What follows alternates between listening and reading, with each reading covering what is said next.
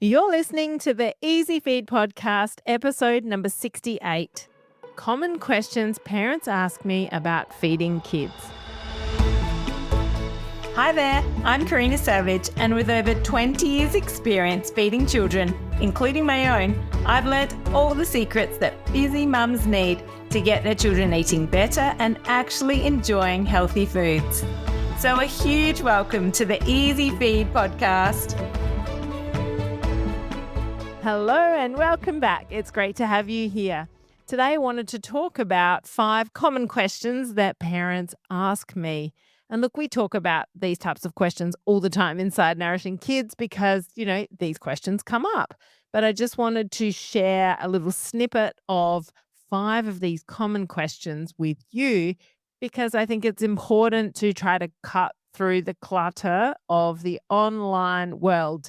There is so much information out there online, whether it's on Instagram, Pinterest, TikTok, Facebook, YouTube, you name it. There is information everywhere. And we know that over 50% of the information out there is often misleading or incorrect. And so it's really important to find a couple of professionals that give you evidence-based advice and you just follow them and you just ignore all the rest because otherwise you're doing a different thing each week based on different information that you find, or it's just really confusing and it makes you second guess what you're doing, or it can make you second guess because you see one thing and you're like, oh, maybe I should do it that way. Then you see something that's contradicting and you're like, oh, maybe I should do that. So I think it's really important to just focus on 1 or 2 people, follow them and try to ignore most of the rest because it's really confusing otherwise. So my 5 questions today commonly pop up, and some of these definitely popped up in my recent 5 Days to Healthier Kids Challenge, which is my free week-long event, and some of you will have participated in that who are listening. Thanks for being involved. It was a really fun week. And so these questions relate to fussy eating. Did kids grow out of fussy eating? How much milk should children be drinking? How can you get your kids to eat more vegetables? Multivitamins and supplements. Does my child need one? And also organic foods and what I think about those. So we will dive into those in just a minute. But before we do, I just wanted to bring your attention to something that will be super helpful for you. It's super low cost, less than the price of a coffee. And with school going back this week, it's something that's going to cut your shopping time in half. It is a supermarket guide of over 80 kids' snacks, muesli bars, crackers, ice creams, breakfast cereals that are additive and preservative free. They are low in sugar, they are low in salt, free from nasties, and they are a good option for your pantry, for your fridge, for your child's lunchbox. So I'll pop the link in the show notes. It's my healthy supermarket kids snacks guide and it's $4.79 at the moment. It's an intro offer and it's something that will be super helpful for you with kids going back to school. So I'll pop the link down in the show notes and you can grab that there. Okay, let's dive into it. So let's start off with the first question. Do kids grow out of fussy eating? I think this is a great question and it's a question that so many parents have because there are so many fussy eaters. And look, I've experienced my own fussy eater. And it's certainly something that varies according to the child themselves. So children are fussy for a whole host of reasons. There's 10 or more underlying reasons why a child might be fussy. And that underlying reason will somewhat dictate the length of time that it takes to outgrow the fussy eating. But what also significantly influences that length of time is the parent's ability to understand and get on top of the child's fussy eating. So, look, some children will naturally become more adventurous and will become more varied and will eat a much greater variety of foods over time without any changes made by the parents. And that's the great scenario. And there will be children that do that, which is fantastic.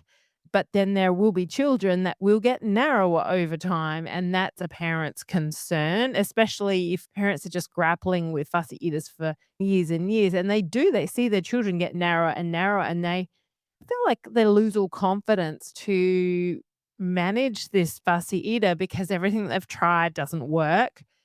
and they're at a real loss, which is the whole reason why I created my fussy eating program in the first place, because we really need to stop and understand why the child's fussy first to then be able to put a plan in place to fix them. So children can grow out of fussy eating, absolutely. And some do naturally resolve themselves, but others require some changes to be made, really depend on what part of the child's, what I call the feeding ecosystem, needs work. Is it the parent and the parent's approach? Is it the child and the fact that the child might have sensory issues or have deficiencies or have other gut issues which are influencing their appetite? Or is it the environment? Okay, so I talk a lot about these three factors contributing to the child's feeding ecosystem, and it's about making sure that you understand what component of that is not working as well as it should be, and then fixing that will tend to really resolve fussy eating a lot quicker than those parents that don't understand that. And as I said, that is the backbone of what you learn inside my fussy eating program.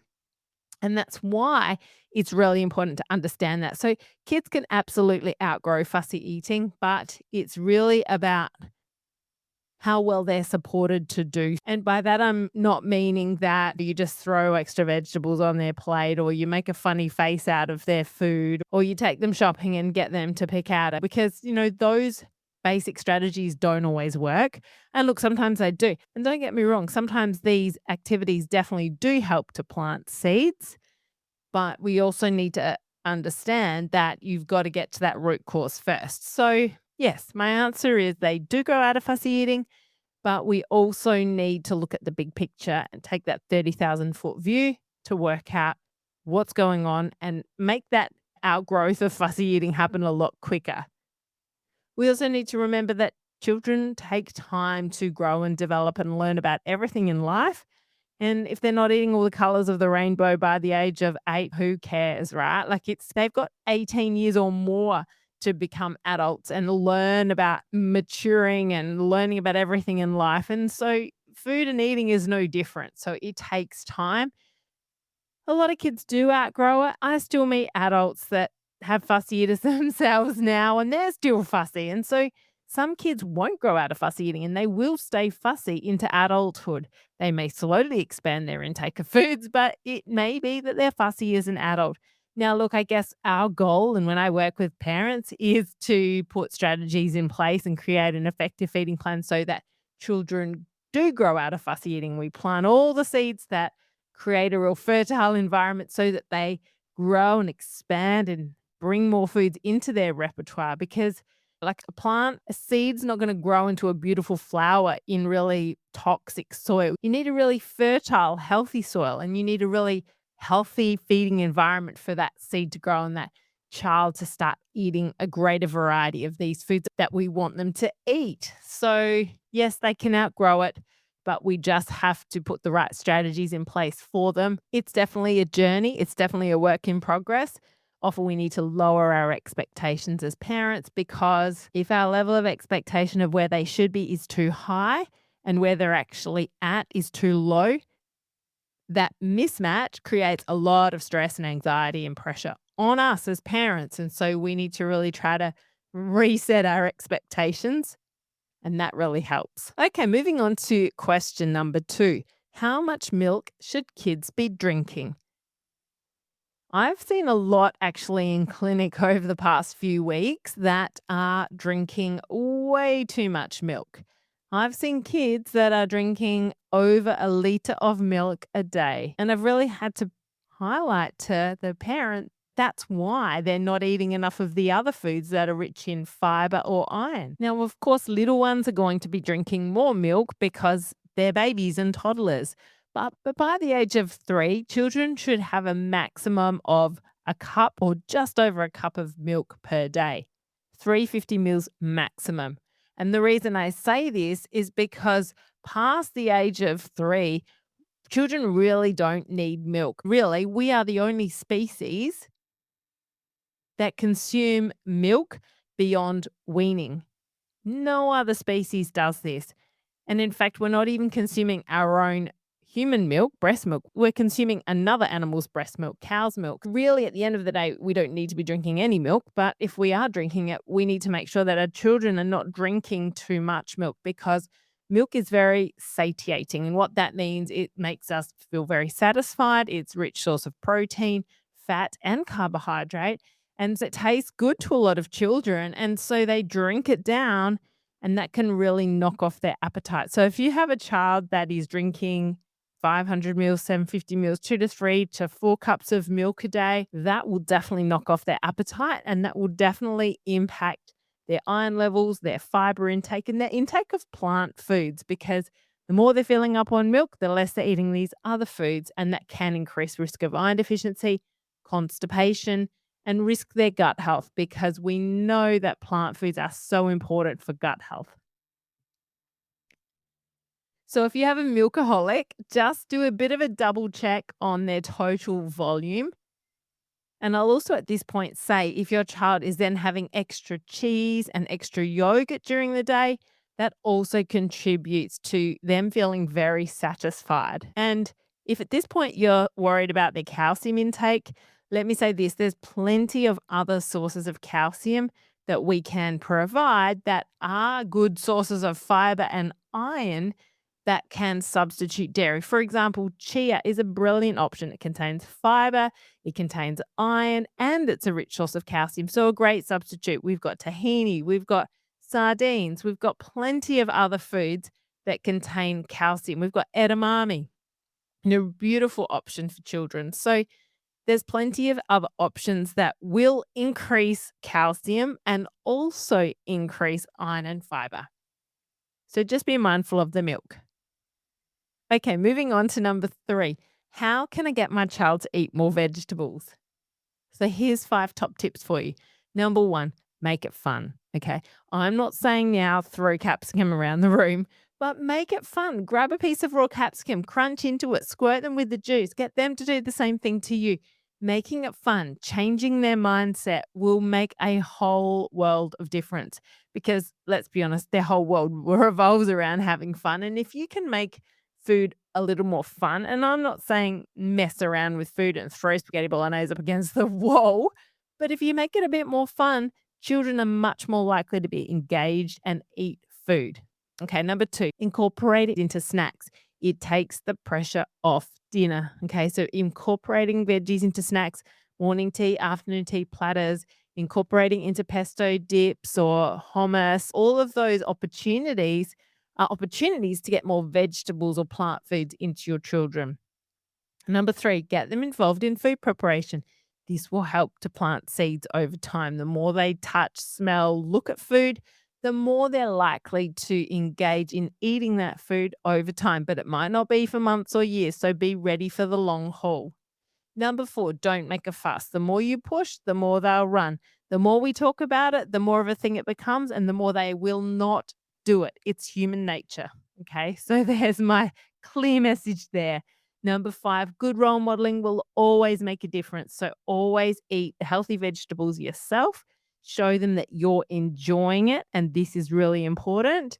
And over time, this will help their acceptance. Absolutely. And if you found those top 5 tips helpful, please know that I've got a bucket load more inside my fuss eating program, because it's designed to get children eating more good plant foods and taking that stress out of mealtimes. Moving on to question number 4. Does my child need a supplement? We have lots of conversations about this inside Nourishing Kids. And look, my answer to this is it really depends. It really depends on your child. Sometimes I do recommend specific supplements or specific gummies or specific liquid this or that for a specific need. And I think that's probably the most important thing to note here. We need to be very intentional with supplements based on an identified need. Yes, you can just give a child gummy as a bit of broad spectrum cover. That's fine. And maybe that's okay if, you're worried about your child's fruit and vegetable intake. That's fine. But generally, if children are eating something from each of the 5 food groups, theoretically, they shouldn't need a supplement. But it's very common for parents to worry that the children aren't getting enough. And to be honest with you, it's very common that children aren't getting enough. As I said before, 40% of children don't meet their fiber requirements. 20% of young children don't get enough foods containing iron. So, it is a real concern for a lot of parents. So we understand why the supplement industry and the gummies world is absolutely blowing up, because we do it to give ourselves peace of mind. So I think there's some validity in that. But at the same time, we need to be careful not to overdo it, because sometimes you can give too much. And there's certainly been many situations when the parents told me about the number of omega-3 supplements they've given their child, or the number of, you know, the amount of magnesium or the amount of vitamin A. And you can absolutely overdo it. And some of these can be toxic, especially iron. And so it's really important to be guided properly when giving specific supplements, especially in larger doses. The other thing we need to be mindful of is gummies that have artificial sweeteners in them, gummies that have artificial colors or preservatives in them, especially those that may already have an underlying diagnosis of ADHD, because we know that children with ADHD react or can react more adversely to artificial colors or preservatives. Now, look, if your child's had a blood test and they are clearly iron deficient, then we absolutely need to supplement them with an appropriate iron supplement. But again, that's where you really want to seek professional advice from someone like myself. In terms of general multivitamins, they're relatively safe, but I would just proceed with caution and just question why you're doing it. If a child's sick, I think it's a valid time to give like an immune booster, but do it for a finite period of time and then stop. I think that's probably a better scenario than the day in, day out multi. But in a situation where there is not one fruit or vegetable that passes your child's lips, then vitamin C is at risk. And I certainly see many kids like that. And we do really then need to look at vitamin C to make sure that minimum daily RDI is met. And that's also when we may say, yeah, take a general multi that's got some vitamin C. But most of the time, kids are eating at least one or two fruits, even if they're not eating any vegetables. So the amount of vitamin C that you actually need to meet your daily RDI isn't huge, but there are some kids that will not take any fruits or vegetables, so they do pose a bit more of a challenge. And again, that's an indication where you would be very intentional and give a specific supplement because of that risk of deficiency, I should say. So in summary, a general multivitamin or a gummy is likely not going to hurt your child and will probably provide them with a bit of background cover, so it's fine. If your child eats something from all the 5 food groups, there's probably not the need for it.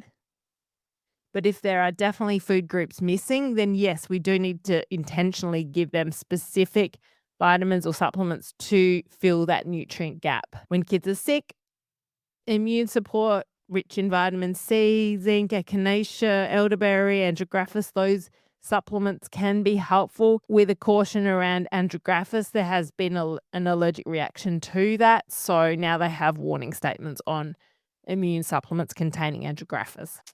Okay, moving on to question number 5. Karina, what are your thoughts on eating organic foods? To be honest with you, I think things are changing. I think we used to be told, oh, it's not really that much different. The level of residue of pesticides and all the nasty sprays and whatnot that's on our regular fruits and vegetables is in such minute quantities. It's safe for us to consume, blah, blah, blah, blah, blah. That's really what we've always been told. And don't get me wrong, a lot of the food and fruits and vegetables that are in my fridge or in my house are still regular foods, not organic. But, and this is the big but, I am moving to purchase more and more organic products wherever possible, because I believe that in the future, we are going to find out more and more about the negative effects of the sprays that have been used and are still used on our crops and for our animals. And that concerns me. So looking, I do buy organic meat because I know that 40% of our meat in Australia is still pumped with growth hormone. That's the cattle, I should say, like the beef. And I buy organic chicken because I believe the less an animal is treated with antibiotics or growth hormone, the better it's going to be for those consuming it. Having said that, I'm almost vegetarian. My daughter's vegetarian. So We eat chicken in our house. I would very rarely eat beef. In fact, every time we go out for dinner, my husband orders a steak because we basically never have it. We cook a lot of tofu these days for my daughter. My husband and my son will generally have chicken. But yeah, I really try to buy mostly organic meat. We use lactose-free milk. It's harder to find organic lactose-free milk, but I drink soy milk anyway, and that is actually an organic soy milk, the Calci Plus, Vita Soy Calci Plus. That's my favorite soy milk. And then with fruits and vegetables, there's the Dirty Dozen, which you can look up, and they're those foods that are most likely to be higher in pesticides and sprays. But I try to buy organic carrots and organic baby spinach. That's pretty easy to find in Woolworths. I mostly shop at Woolworths. I buy organic apples now, and I buy organic bananas too. They're pretty easy to get. I find mandarins harder. I buy just regular mandarins and oranges. It's harder, I find, to find organic fruit, but organic pumpkin you can buy. I've just started buying actually these organic unwashed potatoes in Woolies. I quite like those. But again, a lot of the potatoes we would buy are regular potatoes, onions, same thing, regular mostly. But I did actually recently try a bag of organic onions with things like broccoli and zucchini and cucumber. Most of the time, they're just your standard.